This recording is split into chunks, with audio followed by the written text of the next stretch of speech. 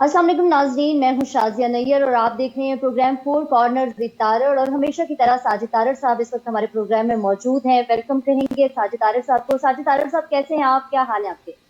अल्हम्दुलिल्लाह, thank you so much Shazia. अच्छा साजिद साहब, बहुत सारी डेवलपमेंट्स हो रही हैं, खास तौर पे पाकिस्तान का जो हमसाया मुल्क है, जो सबसे अहम है, कश्मीर को लेके भारत में एक कश्मीर कॉन्फ्रेंस बुलाई गई।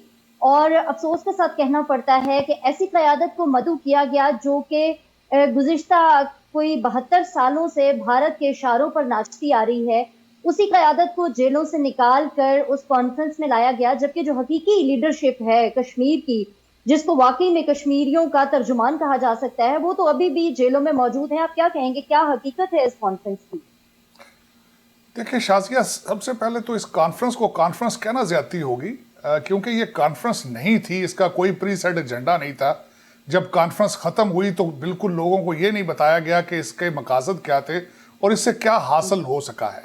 अब जो मेरी कैलकुलेशन जो मैं समझता हूं कि इस वक्त इंडिया कश्मीर के बारे में कर रहा है, एक तो वो कश्मीर को 3 हिस्सों में डिवाइड करना चाहता है।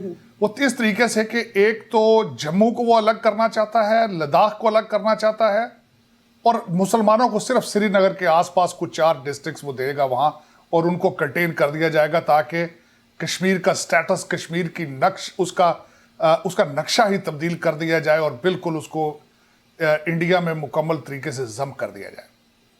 अब उसमें जम्मू के हालात ये हैं, 1947 में मैं याद कराना चाहूंगा कि अगर हिस्ट्री में आप देखें तो 1947 में, 46-47 में जो महाराजा पटियाला और वहां एक महाराजा कपूरथला थे, उन्होंने इकट्ठे होकर इन दोनों स्टेटों की फौजें थी अपनी, और इन्होंने जम्मू में मुसलमानों का कत्लेआम किया था और 2 लाख से ज्यादा मुसलमानों को शहीद किया था। इसलिए आज जम्मू में मुसलमानों की अक्सरियत नहीं है। तो ये एक पूरा प्री प्लान है। और उसके बाद इस वक्त इंडिया में जो पॉलिटिक्स के हालात हैं वो ये हैं पॉलिटिक्स के कि एक तो जो हमारे बीजेपी है वो कश्मीर और वहां पे रहने वाले मुसलमानों पे जुल्म करके बंगाल, बिहार, यूपी, उत्तर प्रदेश, मध्य प्रदेश और बिहार, इनमें जो कट्टर हिंदू हैं उनसे वोट लेते हैं।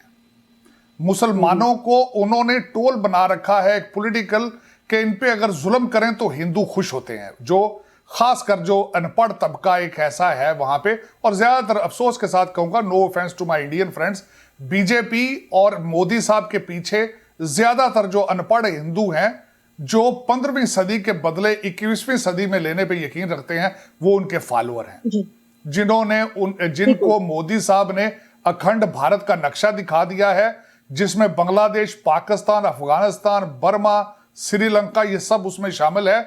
और उनको इन्होंने ख्वाब दिखा दिया है कि हम 21वीं सदी में अखंड भारत बनाएंगे, और ये वो उनके पीछे चलते हैं। और वहां वोट लेने के लिए वो या पाकिस्तान से जंग करते हैं, या वहां पे मुसलमानों को इबरत का निशान बनाया जाता है, लिंचिंग की जाती है। अभी पिछले दिनों एक 72 साल के अब्दुल समद को पकड़कर उसकी दाढ़ी काटी गई और उसको मार मार के जय श्री राम के नारे लगवाए गए।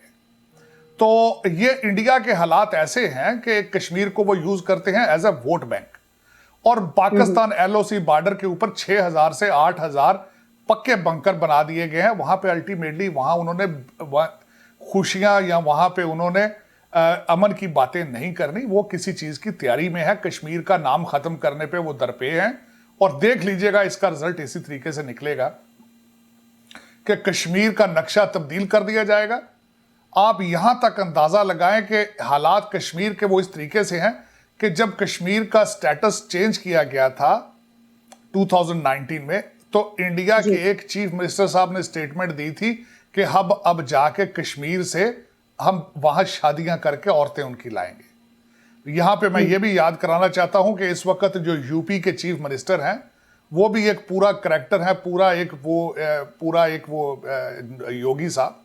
उनकी स्टेटमेंटें सुने, मुझे शर्म आती उनकी स्टेटमेंटें कहने के लिए, लेकिन पाकिस्तान मुसलमानों को नौज बिल्ला वहां पे 3rd नहीं 4th क्लास सिटीजन समझा जाता है, लिंचिंग की जाती है, घेर के मारा जाता है। और पता नहीं ये 25 करोड़ मुसलमानों को जो बार बार कहा जाता है कि पाकिस्तान चले जाओ, वही पाकिस्तान वो किस तरह आएंगे। और अगर भेज सकते हो तो भेज दो उनको। मैं तो यही समझता हूं क्योंकि उनके हालात वहां अबतर से अबतर होते जा रहे हैं। अब कश्मीर पे जिस तरीके से कश्मीर के साथ ज्यादती ये है कि अमेरिका जो अपने ह्यूमन राइट्स का अलंबरदार, जो जमहूरियत का अलंबरदार बनता है, वो जी। चाइना के मुसलमानों को तो उठा उठा के गले लगाता है, लगाना चाहिए, ठीक है, लेकिन कश्मीर को वो भी भुला चुका है। अफसोस के साथ मैं कहूँगा कश्मीर को हम भी भूल चुके हैं, दुनिया भी भुला चुकी है। इस्लामिक वर्ल्ड जो है, जिसको मैं समझता हूँ कि जो गुजरात में मोदी साहब ने मुसलमानों का कत्लेआम करके जो सर्टिफिकेट या लाइसेंस लिया था, उसकी बेस पे अमेरिकन वीज़ा बैन कर दिया गया था उनको अमेरिका में आने के लिए। ये क्रिश्चियन कंट्री है, लेकिन हमारे 7 से ज़्यादा मुसलमान मुल्कों ने वहाँ बुला के उनको अपने मुल्क के हाईएस्ट अवार्ड दिए थे। और उसके बाद ज्यादती ये है, मैं याद दिलाना चाहूँगा अपने देखने वालों को, कि इमरान खान साहब ने OIC को कहा था कश्मीर पे इजलास बुलाया जाए, तो सऊदी अरेबिया नाराज़ हो गया था, और उसी नाराज़गी की बेस पर हमारे खान साहब जो हैं वो मलेशिया नहीं जा सके। ये हालात हैं हमारे कश्मीर के। आज कश्मीर के हालात ये हैं कि पाकिस्तान का कोई एंकर जो है उस पर प्रोग्राम करने के लिए तैयार नहीं है, उसको याद करने के लिए तैयार नहीं है। तो फिर ये इसी तरह कौमों से होता है। आप फ़लस्तीन के लिए जज्बाती हैं लेकिन कश्मीर भुला चुके हैं, फिर इस पर इज़हार अफसोस ही किया जा सकता है, और इससे ज़्यादा क्या हो सकता है। अच्छा साजिद साहब, मैं बात करना चाहूंगी जो पंजाब यूनिवर्सिटी हाउसिंग सोसाइटी है उसके हवाले से। कश्मीर पे आपने अपना बहुत अच्छा तज्जिया दिया। थोड़ा पाकिस्तान के हवाले से भी हम बात करेंगे कि जो पंजाब यूनिवर्सिटी हाउसिंग सोसाइटी है उसके ऊपर क्या कहना चाहेंगे। ये पिछले दिनों बहुत उसके हवाले से अखबारात में, टीवी पे बहुत कुछ आता रहा, देखने को मिलता रहा। आपकी क्या राय है? देखिए, मैं पाकिस्तान की करप्शन पे हमेशा खून के आंसू रोता हूं, और ये मेरे लिए एक बहुत बड़ा शाख था कि अभी रिंग रोड इस्लामाबाद की अभी जख्म नहीं भरे, अभी हाउसिंग सोसाइटियों की स्टोरियां वो खत्म नहीं हुई, और वहां पंजाब यूनिवर्सिटी के पढ़े लिखे लोग 2 अरब 70 करोड़ का वहां पे फ्रॉड हुआ है। 1000 उसमें पढ़े लिखे उनकी हाउसिंग सोसाइटी थी उनके लिए। और मैं समझता हूं कि इसमें मैं करंट एडमिनिस्ट्रेशन को मैं ब्लेम करूंगा, जिन्होंने हाउसिंग सोसाइटी के रूल्स और रेगुलेशंस को इतना मुस्तहकम नहीं किया कि इस तरह के फ्रॉड हो रहे हैं। अब मैं 3 चीजें बताऊंगा इस वक्त पाकिस्तान में। एक तो इस्लामाबाद रिंग रोड, और उस पर अभी तक खान साहब ने वो वॉलंटियर रिजाइन दे के हमारे पप्पू बादशाह जो है वो दुबई चले गए थे। अब पता नहीं आगे क्या होता है। मैं कौम से ये क्वेश्चन करना चाहता हूं कि अरबों रुपए लूट के उसके बाद इस्तीफा काफी है कि इसका हमारा एहतसाब वहीं रुक जाता है, वो कि आप पैसे बनाएं और आप लंदन चले जाएं या दुबई चले जाएं। ये तो माजी में भी होता रहा है और अभी भी हो रहा है। एक तो वो रिंग रोड इस्लामाबाद का टीका था, दूसरा टीका लाहौर रिंग रोड का था। वहां मलक रियाज साहब के लिए आपने इतनी आसाइशें पैदा कर दी कि जिसकी हद कोई नहीं। तीसरा कराची में बैरियर टाउन के हालात आपने देख ही रहे हैं कि वहां पे अभी भी जिस तरीके से तसादम हुआ है। तो मेरे ख्याल में मुझे तो कई दफा ये लगता है कि हमारे मलक रियाज साहब हमारे मिलिट्री एस्टेब्लिशमेंट और हमारी सियासी एस्टेब्लिशमेंट से ज्यादा ताकतवर है। ये बिल्कुल आप देखें किस तरीके से वो नौकरियां देते हैं हमारे एस्टेब्लिशमेंट के लोगों को, किस तरीके से वो पूरा पाकिस्तान उनकी जेब में है, चाहे पीपल्स पार्टी हो, चाहे PTI हो, चाहे नून लीग हो। तो मैं ये समझता हूं कि उनको बिजनेस स्कूल बनाना चाहिए हमारे एस्टेब्लिशमेंट के लोग, क्योंकि करप्शन ही उनका भी टारगेट है। ये लंदन भेजते हैं अपने बच्चों को पढ़ने के लिए, तो ये डाके मारने का एक इंस्टीट्यूट मेरे ख्याल में तो मलक रियाज साहब को चाहिए कि वहां एक स्कूल बना के तो इनको सिखाएं कि किस तरीके से मुल्क को लूटना और भागना किस तरह है। तो इसी तरीके से इन्हीं की गाइडलाइन में हाउसिंग सोसाइटी का जो पंजाब यूनिवर्सिटी का स्कैंडल हुआ है कि 2 अरब 70 करोड़ रुपए का जो हाउसिंग सोसाइटी का उन्होंने किया, जिसके 1000 मेंबर हैं, और उस पर जुल्म सबसे बड़ी बात यह है, सुना है कि जिनको उन्होंने आगे सब लीज किया या जिनकी जिम्मेदारी थी कि जमीन खरीदें, उन्होंने सिर्फ 12 एकड़ जमीन खरीदी और उस पर मट्टी भी वहां की 25-25 फुट की किसी उन्होंने ईंटें बनाने वाले भट्टों को वो बेच दी है। और इस तरीके से ये एक हाउसिंग स्कीम नहीं है, आपकी हर दूसरी हाउसिंग स्कीम पाकिस्तान में एक फ्रॉड है, एक धोखा है। और इसमें आपके माफिया लफ्ज एक माफिया बोल दिया जाता है कि चीनी माफिया है, फला माफिया है। पाकिस्तान टोटल एक बड़ा माफिया है, और इसको रोकना किसने है? ऊपर से रोकना है लोगों ने। जब आप पूरी कौम को, मुझे पता है माजी में हमारे डिक्टेटरों ने कोड़े भी मारे थे, तो वो उसको सलाहियत रखते हैं वो चेंज करने की, लेकिन चाहते नहीं है। और बिल्कुल उसी तरह मैं समझता हूं ये हाउसिंग सोसाइटी, हर हाउसिंग सोसाइटी जो है उसके पीछे करप्शन और माफिया मौजूद है, लेकिन देखने वालों की आंखें बंद है। अच्छा साजिद साहब, करप्शन तो एक तरफ है, पाकिस्तान में देखा जा रहा है कि दहशतगर्दी की लहर एक मरतबा फिर सर उठा रही है। जौहर टाउन में अभी रिसेंटली बॉम्ब ब्लास्ट किया गया, प्लांटेड बॉम्ब था वो, गाड़ी के अंदर उस पूरा धमाका खेज मवाद लाया गया और एक गैर मुल्की को भी अरेस्ट किया गया है, जिसके जो ताल्लुक हैं वो हमसाया ममालिक से मिलते हुए जो हमारी सिक्योरिटी एजेंसीज हैं उन्होंने बताया कि कहाँ से ऑपरेट हो रहा था। आप क्या कहेंगे, पाकिस्तान में क्या दहशतगर्द फिर से सर उठा रहे हैं? देखिए, पाकिस्तान में दहशतगर्द जो कैंप थे वो तो कभी भी बंद, वो जो थे वो नहीं होंगे, ना हो सकते हैं। उसकी वजह ये है कि आपने जिस तरीके से ये पिछले 2 दहाइयों में जिस तरीके से पाकिस्तान का रोल रहा अफगानिस्तान में, बिलखसूस उस हवाले से वो जो कैंप हैं वो सारे, जो जिस तरीके से हमारी मजहबी पार्टियां और जिस तरीके से सारा हमारा एक लैंडस्केप बन चुका है, वो तो कभी भी वो अंडर द ग्राउंड जा सकते हैं, बंद नहीं हो सकता। और बिल्कुल आजकल जिस तरीके से खान साहब ने और हमारी करंट एस्टेब्लिशमेंट ने जो बोल्ड डिसीजन लिए हैं उसके कॉन्सिक्वेंसेस होंगे, उनकी प्राइसें होंगी। हाँ, ये चाहिए था पाकिस्तान को कि अपने महकमों को जो है वो ऑर्गेनाइज करें, उनको कहें कि ज़्यादा चेक एंड बैलेंस करें। अब देखें ये जो हादसा हुआ है उसमें भी अगर देखा जाए तो बड़े कोलैप्स हुए। सबसे पहले तो मैं ये कहना चाहूँगा कि इस वक्त लाहौर में जो 7,000 सीसीटीवी कैमरा जो है उनमें से 2,000 तो बंद हैं पड़े, उनको ठीक किसने कराना है? और पता है, अगर मुझे वाशिंगटन डीसी में पता है कि लाहौर में चलने वाले 7,000 कैमरों में से 2,000 खराब हैं, तो आपका क्या ख्याल है वहां जो साहिब इख्तिदार बैठे उनको नहीं पता? पता है, उनको इंटरेस्ट नहीं है, विल नहीं है। एक तो वो होना चाहिए था। दूसरा, जिस तरीके से उसको लाहौर एंट्री से पहले गाड़ी को दिखाया गया है, जिस तरीके से उसको रोका गया, वो पूरा उसमें डिलीवर नहीं कर पाए। और जिस तरीके से लाहौर के जोल टाउन के लोग खुद सरापा एहतजाज बने हैं कि जिस तरीके से गाड़ी खड़ी करके गया, वो जिस तरीके से मोटरसाइकिलों वाले वहां पे चक्कर लगाते थे, लोकल रेजिडेंट जो थे उन्होंने बाहर निकल के एहतजाज किया है कि आपकी सिक्योरिटी और आपकी पुलिस उसको कवर नहीं कर रही थी प्रॉपर तरीके से।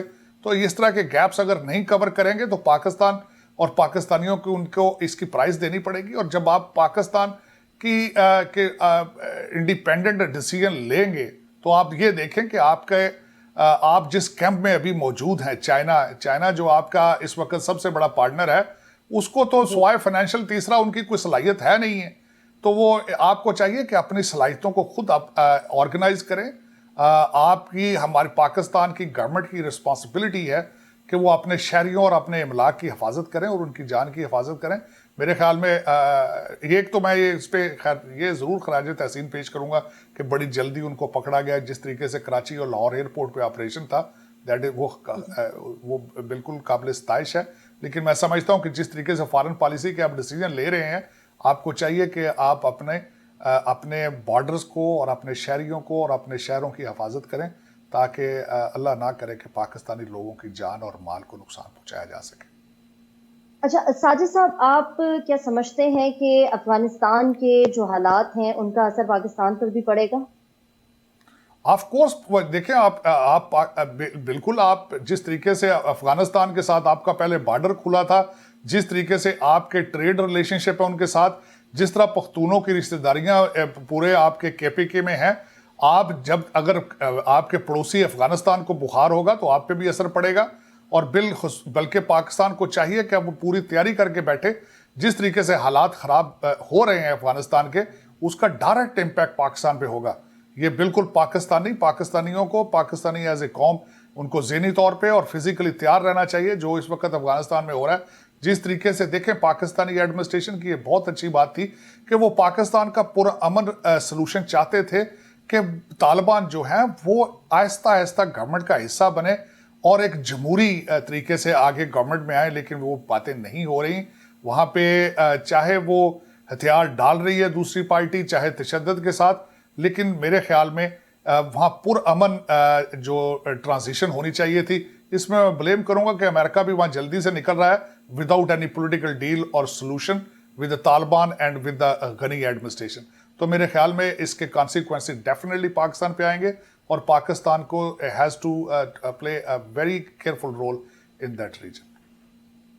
अच्छा, साजिद साहब, एक और डेवलपमेंट जो पूरी दुनिया जिसके ऊपर हैरान है कि पाकिस्तान का डू मोर से नो मोर तक का जो सफर है वो किस कदर कठिन है, और इस सफर की जो कीमत है, इस नो मोर की कीमत जो है वो पाकिस्तान को, आप क्या समझते हैं, कितनी चुकानी पड़ेगी? क्या आगे पाकिस्तान के लिए होने जा रहा है? देखिए, पाकिस्तान डू मोर, पहले डू मोर का तभी होता था मुतालबा जब पाकिस्तान मुसलसल अमेरिका के चीज़ों पर रिलाय करता था, फाइनेंशियल सपोर्ट जाती थी। अल्टीमेटली वो ऐसे तो नहीं आपका बाजू मरोड़ते थे। आपका अगर देखा जाए, अगर मैंने अगले दिन एक तजिया देख रहा था कि आपका अफगानिस्तान, अगर अफगानिस्तान में रशिया ना आता तो आपके दुबई में प्लाजे ना बनते, आपकी लंदन में प्रॉपर्टियां ना बनती। आपने बिल्कुल उस तरीके को बिल्कुल माले गनीमत समझ के लूटा जो पैसा आया अफगानिस्तान की जंग में, और उसके बाद जब वो पैसा बंद हुआ तो इस वक्त बीजिंग के बैंकों का दरवाज़ा खुल गया आपके लिए। ये आपकी फॉरेन पॉलिसी है, इससे अलावा आपकी फॉरेन पॉलिसी को नहीं। जिस तरह मैं हमेशा कहता हूं कि आपकी जियोग्राफिक लोकेशन इज जो फॉरेन पॉलिसी, लेकिन उसी तरीके से अब एक साइड से आप अब नो मोर क्यों कह रहे हैं? क्योंकि आपके पैसे बीजिंग से आ रहे हैं, तो आपने उनको नो मोर कह दिया। पहले वो डू मोर इसलिए था कि वहां से पैसे आ रहे थे, सिर्फ इसके अलावा और कुछ भी नहीं। आप देखें, आपको इस्लामिक वर्ल्ड में आपकी कितनी सपोर्ट है, आपको खुद पता है हालात। आप फैटअप से नहीं निकल पा रहे, आपको खुद पता है। आपको जिस तरीके से अभी तक आपकी फॉरेन पॉलिसी है, जो बाइडन साहब जो कि अफगानिस्तान के में आपके साथ बिल्कुल आपको चाहिए कि आपकी टीम, अभी तक उन्होंने खान साहब से बात नहीं की है। आपको कभी आप सऊदी अरेबिया के कैंप में जाते हैं, कभी आप टर्की के कैंप में जाते हैं, कभी आप मलेशिया के कैंप में जाते हैं। तो मेरा मकसद इस कन्फ्यूजन का शिकार है, इससे अलावा कुछ नहीं है। आपका नो मोर से डू मोर का सफर सिर्फ मैं समझता हूं डॉलर बेस था, और अभी भी डॉलर बेस है। अगर एक साइड से बंद होता है तो अब दूसरी साइड पे अगर आपकी सपोर्ट ना होती तो क्या करते। अभी मैं रीसेंट हालात ये बताना चाहूंगा, खासकर आपने जो बड़ा सेंसिटिव मैटर एक छेड़ा है कि सेंसिटिव मैटर है कि सऊदी अरेबिया ने आपको दोबारा डॉलर देने की कोशिश की है, आपको ऑफर की है। उसके बाद आपका रोशन डिजिटल अकाउंट के हिसाब से भी रैकेट पैसे आए हैं। मैं समझता हूं कि इस वक्त खान साहब की सबसे बड़ी रिस्पॉन्सिबिलिटी है कि उनको पैसों को पाकिस्तान में संभाल के रखें। वो वहां से, यहां से डॉलर पहले भी जाते हैं, ओवरसीज पाकिस्तानी भेजते हैं, लेकिन वहां पे जाके फौरन दुबई और लंदन चले जाते हैं। अगर खान साहब इन डॉलरों को ना संभाल सके तो कौम इनको कभी माफ नहीं करेगी।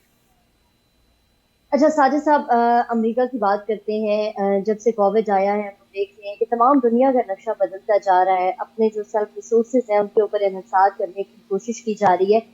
अमेरिका के जो हालात हैं वो सबके सामने हैं। बहुत सारे ऐसे वाकयात जो रिपोर्ट भी हो रहे होते हैं, इवन के ऐसी बहुत सी वीडियो सामने आ रही हैं कि डिपार्टमेंटल स्टोर्स में भी डाके मारे जा रहे हैं और लोग जो है वो लूट मार का सिलसिला जो है वो जारी रखे हुए हैं। आप क्या समझते हैं जो अमेरिका के हालात हैं, अमेरिका में जो बढ़ते हुए क्राइम के वाकयात हैं, उनके पीछे क्या वजूहात हैं? अमेरिका की सियासी जो सारी अगर तारीख पढ़ी जाए और रिसेंट जो अमेरिका के सियासी बहरान है वो शुरू हुआ ओबामा पीरियड में। उन्होंने आके लोगों को ख्वाब दिखाए कि सोशलिज्म क्या होता है, काम ना किया जाए तो फिर क्या होता है। उनकी सबसे बड़ी अचीवमेंट वो समझते थे कि लोगों को उन्होंने फूड स्टैंप्स या वेलफेयर पे लगा दिया, ये वो अचीवमेंट समझते थे। हालांकि अचीवमेंट नहीं थी, ये कौम का एक माइंडसेट था। जब उन्होंने ये बता दिया कि लूटमार भी की जा सकती है और आपके साथ ज्यादतियां हैं, गवर्नमेंट आपके खिलाफ है, आपकी पुलिस आपके खिलाफ है, आपकी फौज आपके खिलाफ है, ये एक आइडिया ओबामा साहब सीड कर गए थे। और उन्होंने अपने 8 साल के पीरियड में यहाँ पे जो मेजॉरिटी पॉपुलेशन वाइट्स हैं अभी तक, उनको उन्होंने नेग्लेक्ट किया, स्नब किया। तो उसके रिजल्ट में डोनाल्ड ट्रंप साहब आगे इलेक्शन जीत कर आ गए। आजकल फिर वही हालात हैं कि मुल्क अपने डेमोक्रेटिक वैल्यू या अपने डेमोक्रेट पास्ट और अपने कैपिटलिस्ट आइडियाज को भूल के सोशलिज्म की तरफ जा रहा है मुसलसल। इस वक्त 9.5 मिलियन जॉब ओपनिंग्स हैं और लोग काम करने के लिए तैयार नहीं है। आप $15 घंटे की उन्होंने मिनिमम सैलरी का को तयन किया है, लेकिन अभी आपको $20 घंटे पे भी लोग नहीं मिल रहे। तो अमेरिका अभी अपने कोविड के बाद, जिस तरह आपने कहा है, अभी पूरी दुनिया कोविड के बुखार में अभी मुब्तला है। अभी तक countries, specially the developed countries जो हैं, वो पैसे खुद गवर्नमेंट्स जो हैं वो अपनी इकानमीज में पंप करके अपना एक आर्टिफिशियल बबल क्रिएट करके बैठे हैं। जिस दिन ग्राउंड रियलिटी पे आएंगे तो पूरी दुनिया का बबल बस्ट होगा, जिसका अल्टीमेटली जो इम्पैक्ट होगा डेवलपिंग कंट्रीज पे भी होगा। तो ये दरअसल ये जो ख़ासकर जो आजकल वीडियो बड़ी वायरल है, वो वेस्ट कोस्ट में उन्होंने एक ऐसी लेजिस्लेशन की है कि $1000 से कम की चोरी आपको प्रोसिक्यूट नहीं कर सकते, पुलिस पकड़ नहीं सकते। तो लोग आजकल अपने सूट केसेस और टैची केसेस लेके सुपरमार्केट्स में जाते हैं, $1000 की लूट करके बाहर निकल जाते हैं, पुलिस खड़ी शक्ल देखती रहती है। तो अमेरिका, ये सोशलिस्ट कंट्रीज में इस तरह ही होता है, काम करने वालों को पेनलाइज किया जाता है, ना काम करने वालों को रिवार्ड दिया जाता है। तो फिर ये ultimately America is suffering, America is facing that. अब देखें कितना अरसा ये सर्कस चलती है अमेरिका में और करंट हालात चलते हैं। अच्छा इसी के साथ अगर इस तरह के हालात रहेंगे तो वहां पे जो कारोबारी तबका है उसको कौन प्रोटेक्ट करेगा, वो किस तरह से अपने कारोबार चलाएंगे? ये भी खबरें आ रही हैं कि बहुत सारे लोग अपने कारोबार बंद करने लग गए हैं। देखिए, कारोबार जो चलते हैं फ्लरिश करते हैं कैपिटलिस्ट सोसाइटी में। सोशलिज्म में तो आपको अंडे, दूध और ब्रेड भी गवर्नमेंट सप्लाई करती है, और जितना वो कोटा आपका कर दिया जाता है। अब हम कोटे की तरफ जा रहे हैं। ये सोशलिस्ट ममालिक की ये खूबसूरती होती है कि आपकी ब्रेड बटर जो है वो आपको गवर्नमेंट प्रोवाइड करती है, आपके कपड़े जूतियां भी कपड़े देते हैं, वहां कारोबार नहीं होता। अफसोस की बात यह है कि ये जो हमारे पढ़े लिखे लोग हैं, इनको इस तरह के एजेंडे को वोट देने से पहले सोचना चाहिए कि वेनेजुएला में क्या हो रहा है, क्यूबा में क्या हो रहा है, नॉर्थ कोरिया में क्या हो रहा है, लोग वहां पे किस तरह की जिंदगी गुजार रहे हैं। सोशलिज्म जो है वो ये उसकी बुनियाद है इक्वलेंस, कि गवर्नमेंट ओन करती है चीजें, कारोबार कैपिटलिस्ट सोसाइटी में होते हैं। सोशलिज्म में कारोबार की कोई गुंजाइश मौजूद नहीं है। तो अगर अमेरिका, अगर आधे, वह सोचने वाली बात है कि अगर सोचा जाए कि डोनाल्ड ट्रंप साहब लास्ट द इलेक्शन, तो इसका मतलब यह है कि इतने लोगों ने, आधे से ज्यादा अमेरिकन जो हैं उन्होंने वोट सोशलिज्म के लिए दिए हैं। तो अगर इस नए अमेरिका में फिर कारोबार की तो कोई गुंजाइश मौजूद ही नहीं है। जिस तरीके से आपको मैंने पहले बताया कि 9.5 मिलियन, 10 मिलियन जॉब ओपनिंग्स है अमेरिका में, और जॉब करने वाला मिल नहीं रहा यहां पे, क्योंकि लोगों को घर बिठा के खिलाया जा रहा है। एवरेज अमेरिकन जो है वो गवर्नमेंट से $50,000 पर साल के घर में बैठ के चैनल फ्लिप करके ले रहा है। उनके किराए, उनकी मॉर्गेजेस रोक दी गई हैं, $50,000 उनको कैश दी जाती है कि आप घर में बैठे एंजॉय करें, आप सिगरेट पिएं, आप नशा करें, आप एंजॉय करें। क्योंकि लोग जो काम करेंगे उनकी तनख्वाहें और उनको जो कारोबार खुले हैं वहां उनसे प्रॉफिट लेके आपको फीड किया जाएगा। This is what is going on in America. और तभी मैं बता रहा था, अब देखें कितना अरसा मजीद चलता है। Thank you so much Sajid साहब। हमारी हमेशा कोशिश होती है कि हमारे प्रोग्राम के थ्रू आप लोगों को बहुत अच्छा तज्जिया सुनने को मिले, देखने को मिले। और साजिद साहब की ये खूबी है कि वो हमेशा बहुत खरी बातें करते हैं। अक्सर लोगों को ये बातें जो नागवार भी गुजरती होंगी, लेकिन हमारी कोशिश होती है कि आप तक हम वो चीज़ लेकर आए, वो बातें करें कि जो हकीकत पर मबनी है। बहुत शुक्रिया नाज़रीन कि आप लोग हमारा प्रोग्राम देखते हैं। अपने फीडबैक से हमें ज़रूर आगाह कीजिएगा। अगले हफ्ते तक के लिए हमें इजाज़त दीजिए। अल्लाह हाफ़िज़।